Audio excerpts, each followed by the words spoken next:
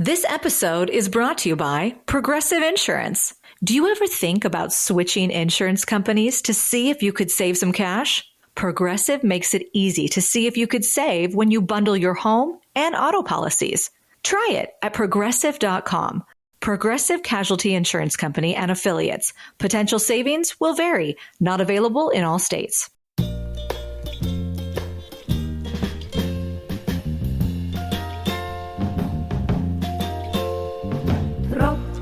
Regen auf mein Kopf. Hinter der Deckel muss sie kleine Farbe im Top. Geht mir kein Sach mit, die Tropfen. Hey everyone, welcome to Kill Me Now with Judy Gold. I am your host, Judy Gold, and here we are. It's Tuesday, March 12th. It's actually Monday, March 11th. I'm recording it a day before, but, and what a week it has been. Today is a rant. I am ranting. Just before we begin, I just want to tell you about some upcoming gigs I have so that you come to the gigs, okay? I need you to come to the gigs. I am in White Plains, New York, Comedy for Kobe. On March 17, White Plains. You can go to my website, judygold.com, check out all these dates, plus I post them, whatever. So that's on March 17th. March 20th, I will be at it's called House of Comedy in Phoenix, Arizona, doing a Stand Up for Israel show with Rich Voss and Aaron Berg. I'm very excited about that.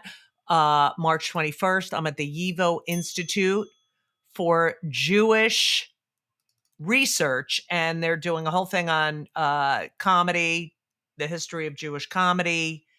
I am then at Zanies in Rosemont, Illinois on March 22nd and 23rd. That's Rosemont, right north of Chicago. I'm at the Comedy Attic in Bloomington, Indiana on April 5th and 6th. I have other gigs going on, so just, follow me on Twitter and Instagram. And I say Twitter, it's X. I did post something on X the other day about Katie Britt, and it got so many likes, like in 2 seconds, and I forgot about Twitter. Because I hate Elon Musk, so I haven't been on Twitter. Yeah, people are still on Twitter. It's so interesting to me. And I do threads too. It's just too much. It's too much, people. And, I have this love-hate relationship with social media. It's, it can be fun, but it's also very destructive. It's a fucking time suck. You get in this vortex, and I look at my phone to look something up, and then I go, oh, let me see on Instagram what's going on or whatever. And then I'm sucked in. Is anyone else just sucked in? And I look, and it's 20 minutes later, and that's 20 minutes I can't get back. And I'm 61. How many more 20 minutes is periods of doing stupid shit am I going to have left? It's a waste of my life. Anyway. So that's that. I have a love-hate relationship, but I have so much to talk about this week. We're going to talk about the Oscars in a minute, but I know the Katie Britt thing has been talked about.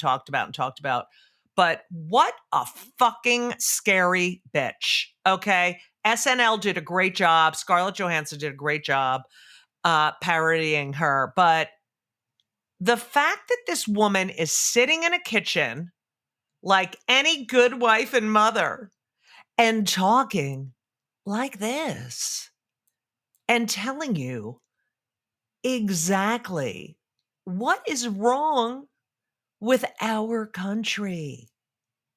And the cross. Okay, yes, I wear a Star of David.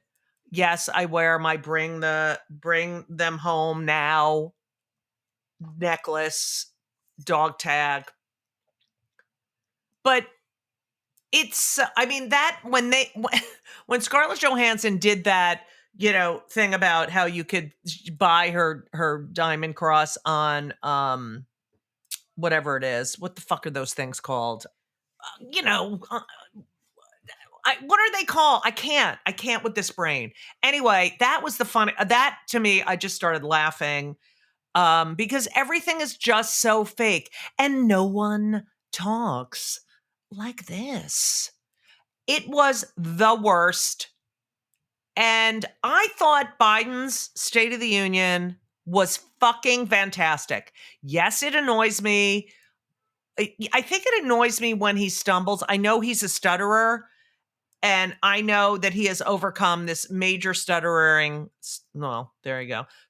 problem. But when he fumbles on words, it's not that I am upset that, I think he's amazing. It's just that I go, here they go. They're going to take this and they're going to fucking turn it into something.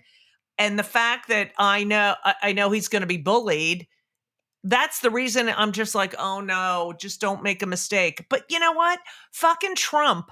He can't even he's been slurring. He says the same shit over and over again. He lies.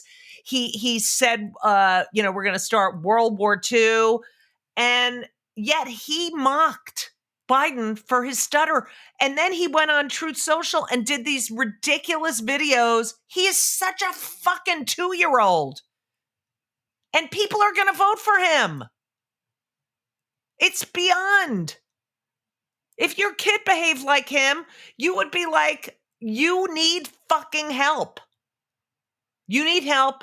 And this is, you cannot behave like this. Okay. So I thought Biden did a wonderful job. I know everyone's talked about it already, but he's presidential. He is smart. You know what the greatest part is? That he looks right at them. He looks right at them and it's like, what? What do you mean? Like, he is so not afraid to spar with the Republicans and call them out on their shit. And the fact that he called out the Supreme Court about abortion rights.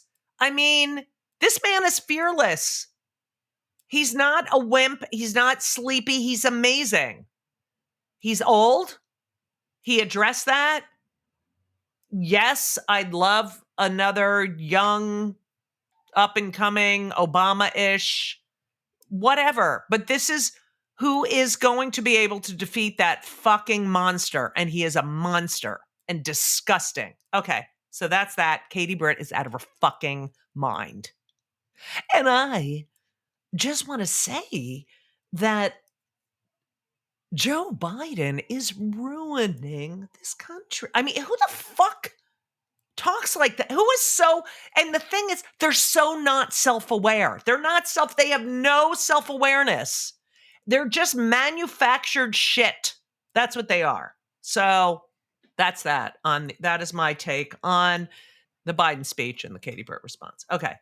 I'm going to go into the Oscars in a minute, but I just want to say, as a mother, as a basketball fan, the Trinity Bantams, Trinity College in Hartford, Connecticut. As you know, my son Ben is a captain of the team and star player, if I might say. But there's a lot of star players on the team. The team is incredible. This is a team effort. This is an amazing team. They are in the Final Four for the Division III NCAA tournament. And I am going to Fort Wayne with Elisa and the rest of the family, Henry, Elisa's sisters. Everyone is going to see Ben play and the team play because they're such a great team. They are in the Final Four.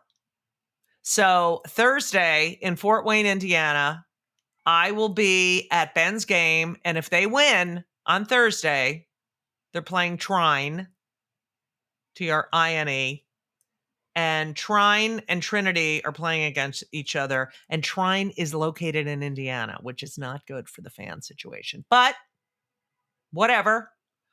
So they're playing. If they win Thursday, then they go to the finals on Saturday. And it is the most exciting thing. I have taken 7 weekends off in a row. I've never done this at all, period, in my entire life. And it's been worth every second to watch this team play. The camaraderie. It's so exciting. I wish someone was doing a documentary about this team because they're really incredible. Also, my other son, Henry, who I adore, came to the game on Saturday, and I know he's going to be mad if, well, I'm telling you this anyway, but after all the trophies were given and they said, okay, parents can go on to the court, and they cut down the net, and it was so exciting.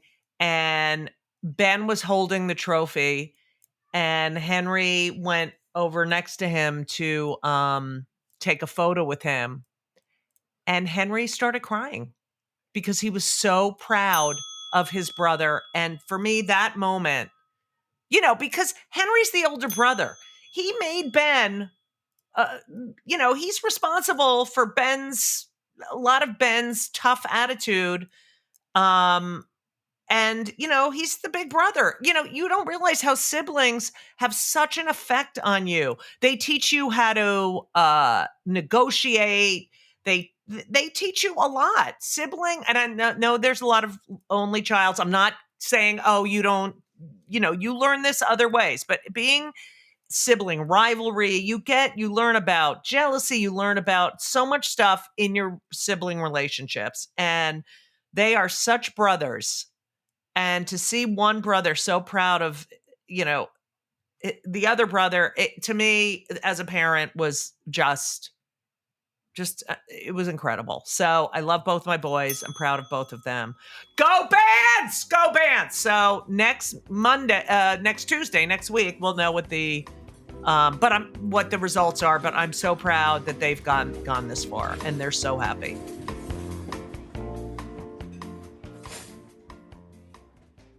When you think about businesses that are selling through the roof, sure, you think about a great product, a cool brand, and brilliant marketing. But an often overlooked secret is actually the businesses behind the business, making selling simple. For millions of businesses, that business is Shopify.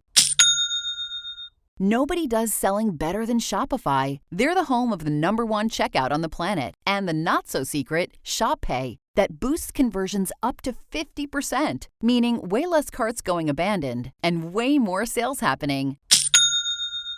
So if you're into growing your business, your commerce platform better be ready to sell wherever your customers are scrolling or strolling, on the web, in your store, in their feed, and everywhere in between. Businesses that sell more sell on Shopify. Upgrade your business and get the same checkout Allbirds and Skims use. Sign up for your $1 per month trial period at shopify.com/start selling, all lowercase. Go to shopify.com/start selling to upgrade your selling today. Shopify.com/start selling.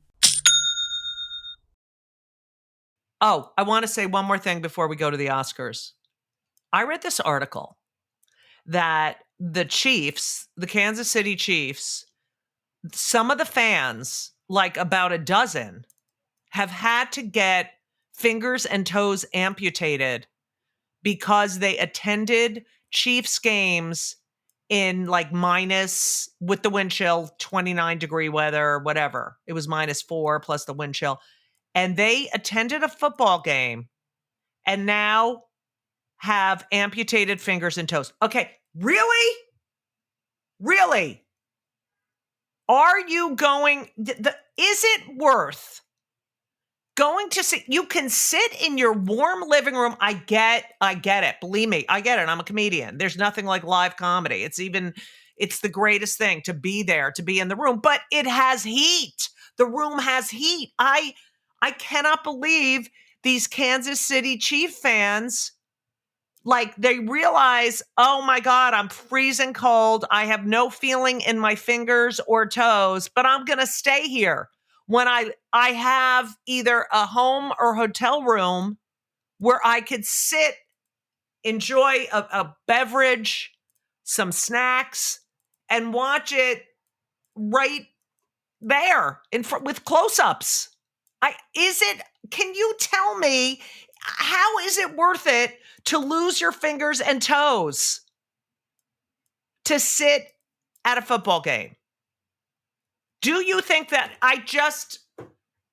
and after that, you can't even give the other team the finger because there's no finger there. You know what I'm saying, people? I think it's crazy. I think it's crazy.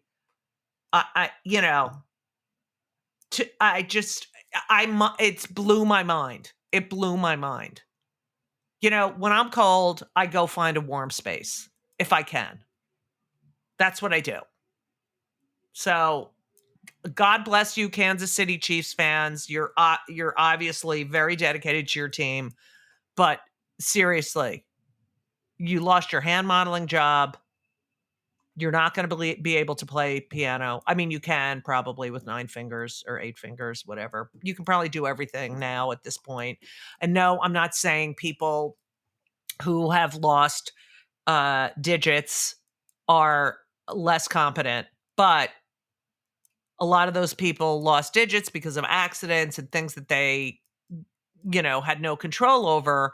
And yet you have control over this. Like, why would that really freaked me out. Okay.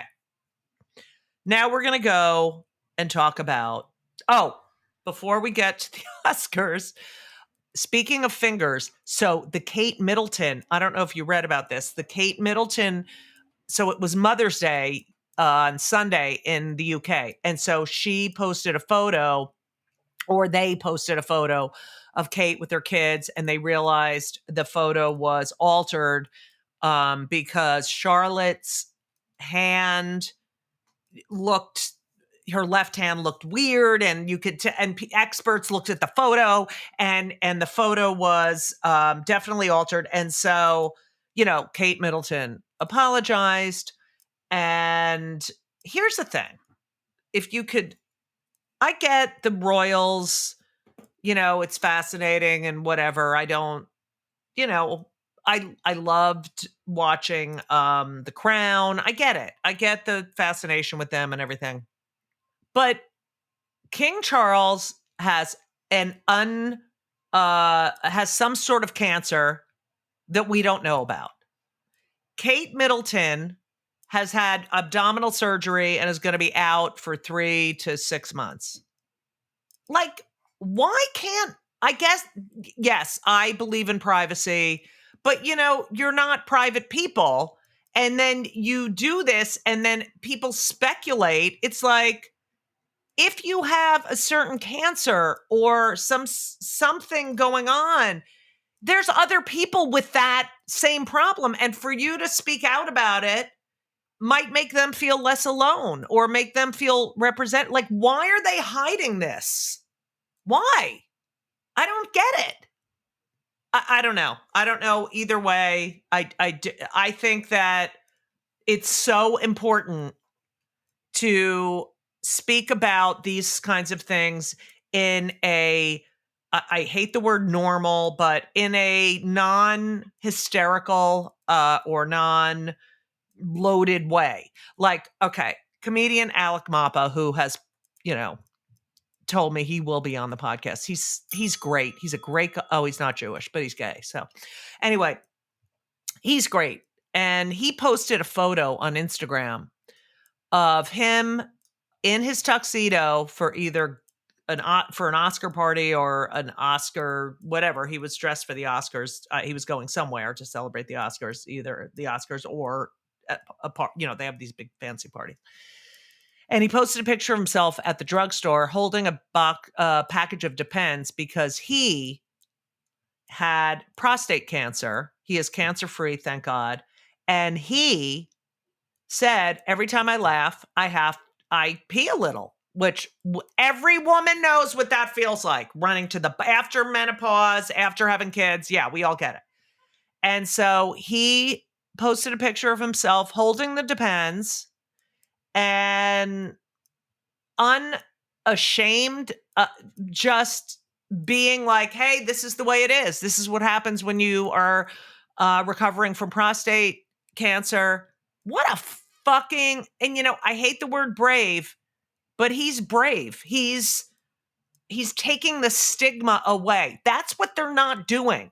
They don't take the stigma away. They act like, and then when it is revealed whatever cancers or diseases either of them have, it's like, why did you hide that? So bravo to Alec Mapa. Bravo, Alec Mapa, for being unabashedly who you are and representing. God bless you. My father had prostate cancer before he died. He died of a massive heart attack, but I get it, and good for you. Comedians are fearless. They are fearless, and that's why I love them. Okay, so that was that. Okay, let's go to the Oscars. Okay, so here's the deal with the Oscars. I'm watching it. I thought Jimmy Kimmel was very funny. Not, I kind of missed Billy Crystal and the dancing and I didn't think it was that, which is fine. I don't know what you know what I mean? It wasn't as like exciting and he came out, he did his stand up. He was funny. He was not, I loved the Robert Downey Jr. stuff. I love when the actors don't take themselves so seriously. Yeah, it was fine. It was funny, but it wasn't like the most exciting, extraordinary thing. I thought all these people coming out who had won the award previously and then looking at the nominee and saying, "You are the most incredible actor. This part really brought out the truth of who you are. And I know you as a person because we're really good friends. We're I love you. Thank you." It's just so shut the fuck. Like, just announce it. I know I just said I hate but I thought, usually they just play a piece of the acting work and then they announce the winner of the award. I don't know. I just thought it was just so like self-indulgent and we're best friends and I know you and then they have to put they have to put the camera on the nominee. Only one's going to win, but they all have to be like, "Oh my God, thank you. Thank you so much." Oh, and the hand on the heart and the drama. It's just it's really yeah, whatever. So I thought that was like and it's funny. I thought that added time to the Oscar show, and yet it ended early, which gave Jimmy Kimmel the opportunity to read that fucking asshole's post on Truth Social. That was the greatest moment for me of the Oscars. We're going to get into Jonathan Glazer. I shouldn't even ring the bell since he's refuting his Judaism. But when Kimmel read the Truth Social post and then said, "Isn't it past your jail time? I can't believe you're up and doing this. Isn't it past your jail time?" That is the power of comedy. Comedy is it is a coping mechanism. It's the way we deal with sadness and all of these issues. Jews use comedy to, look, here's this book. This book, It Kept Us Alive by Chaya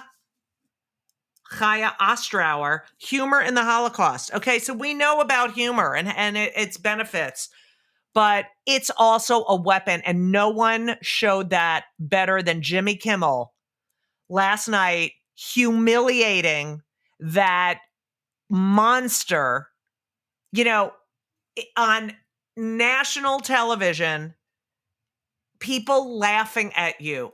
Is there any more powerful weapon than humiliation for someone who is a horrible bully, rapist, misogynist, liar, grifter, just insurrectionist? Like, seriously, Bravo, Jimmy Kimmel. That was my favorite moment of the night.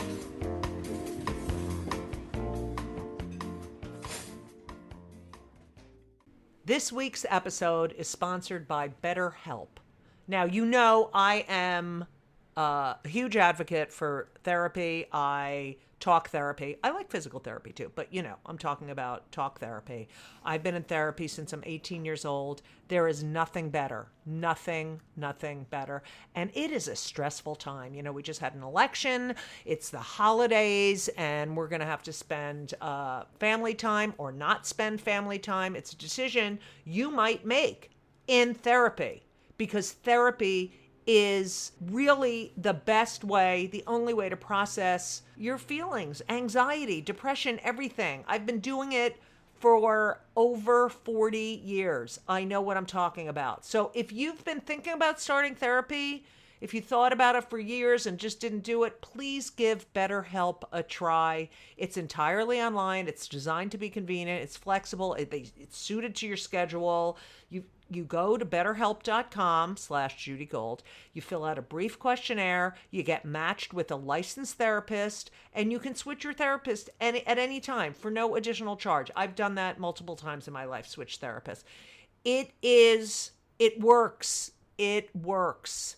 And I know a lot of people who have used BetterHelp, and they love it. So find comfort this December with BetterHelp. Visit betterhelp.com/JudyGold today to get 10% off your first month. That's BetterHelp, HELP.com/JudyGold. You're welcome. We have to talk about Jonathan Glazer. Now, I just want you to know I did a lot of reading about what he said. Okay. So I just, so he won an Oscar for The Zone of Interest, which is a movie I have not seen and I can't wait to see, about Rudolf Hess, who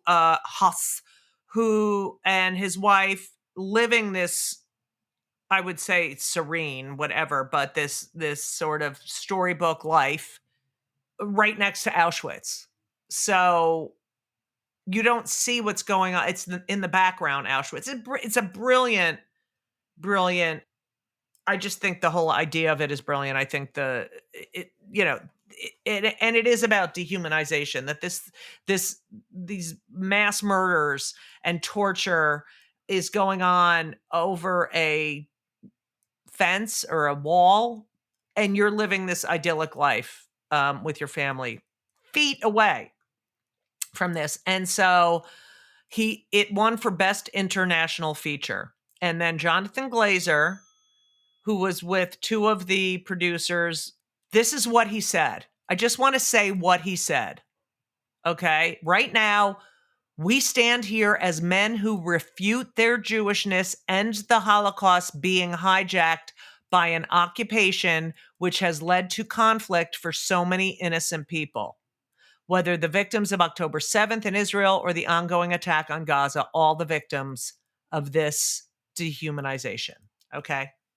So people heard refute their Jewishness, which is not a good thing to say during this time in history, in my lifetime, where anti-Semitism has reached a level that is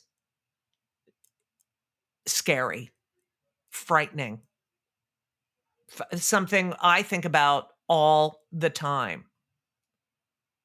We don't feel safe, and there's a lot of misinformation. And yes, there is a lot of pain and suffering going on.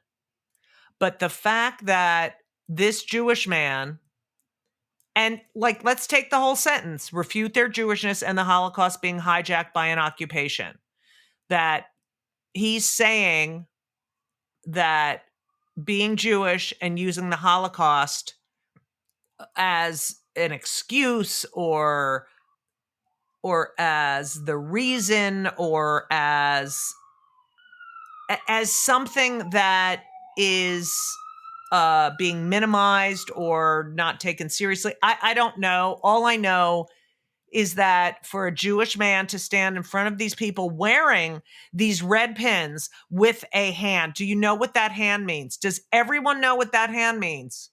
2 IDF soldiers took a wrong turn years ago and ended up in Ramallah, and they were beaten, disemboweled, stabbed.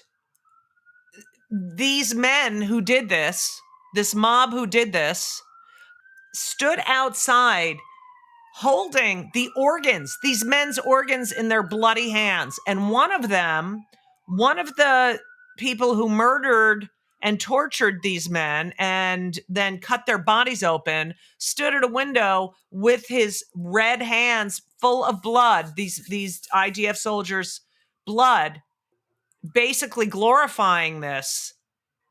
And that is the symbol on the pin.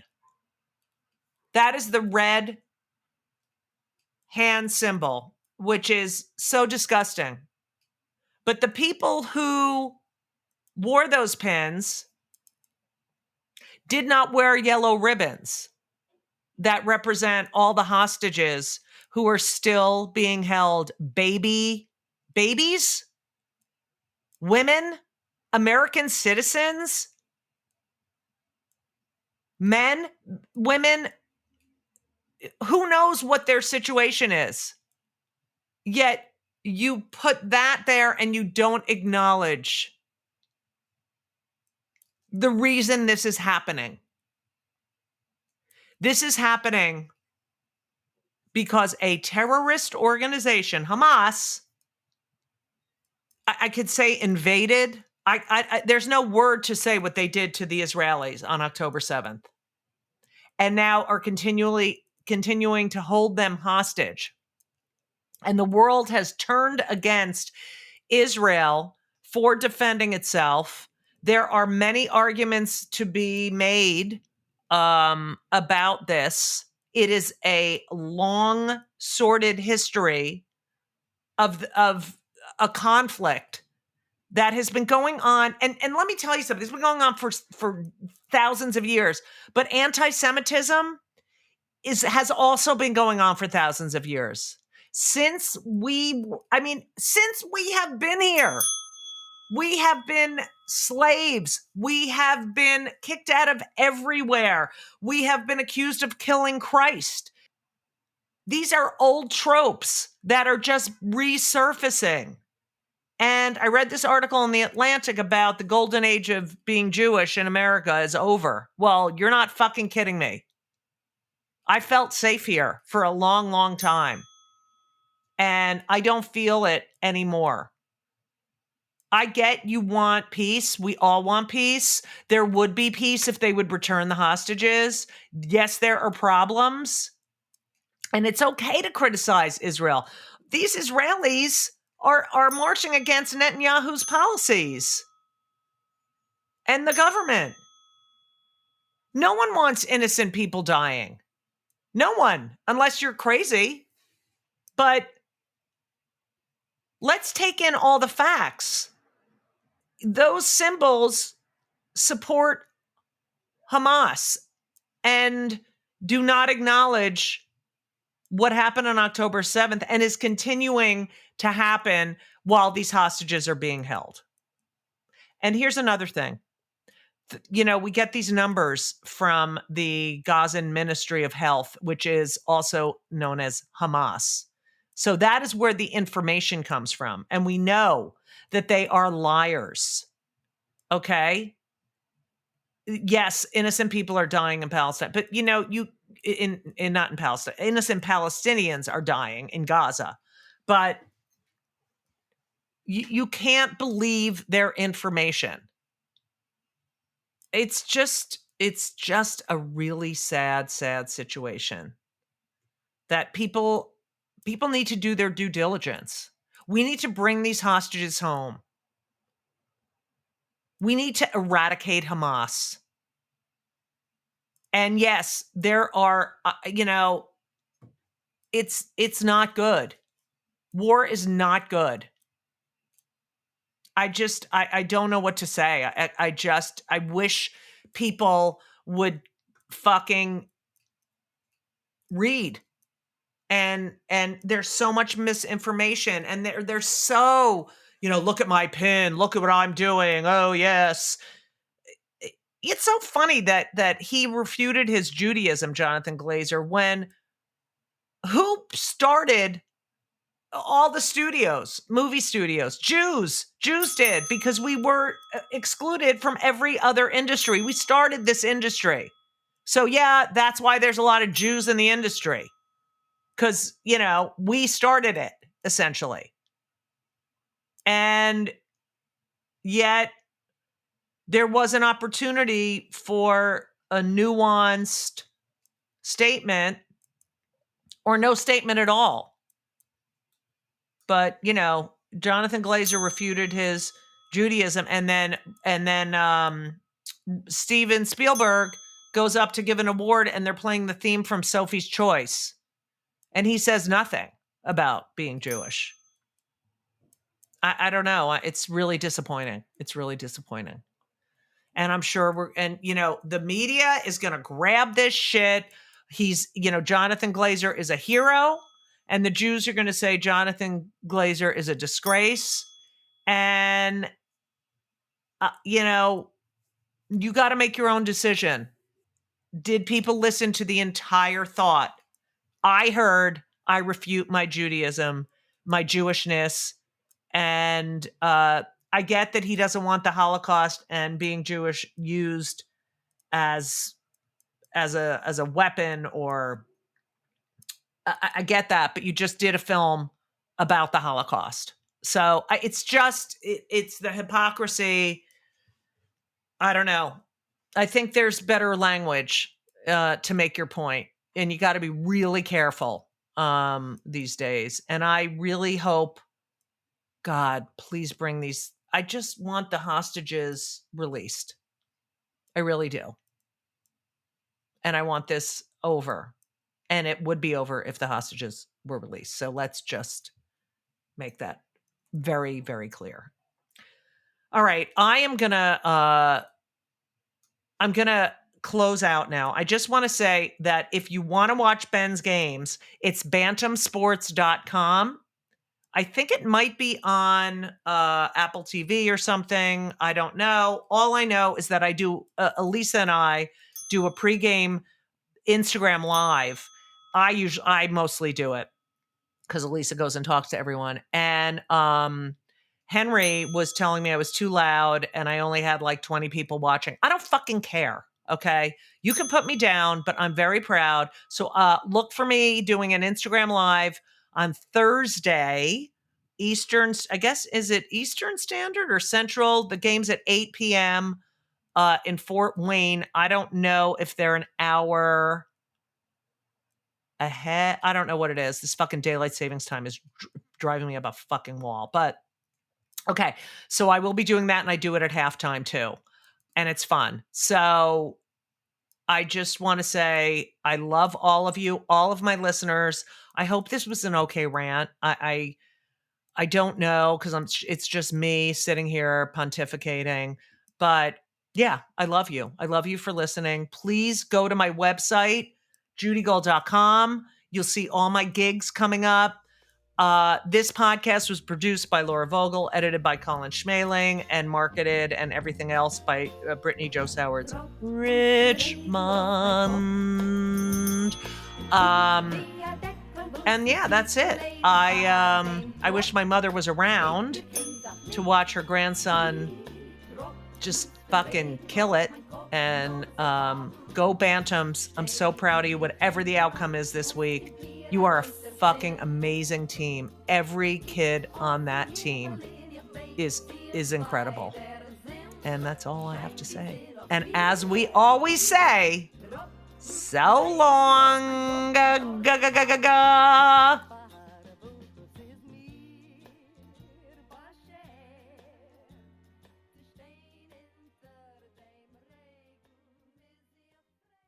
The holiday season should remind us that faith and family are the most important things in life. I'm Rick Julius, a partner at Cordell & Cordell. We hope that you succeed in coming together this holiday season with those you love and in the process create wonderful generational memories. Holidays have this magical power to magnify small things into ever greater memories over time. Happy holidays. Schedule an appointment with one of Cordell & Cordell's Boston area attorneys. 10 Cabot Road, Suite 210, Medford, Massachusetts, 02155.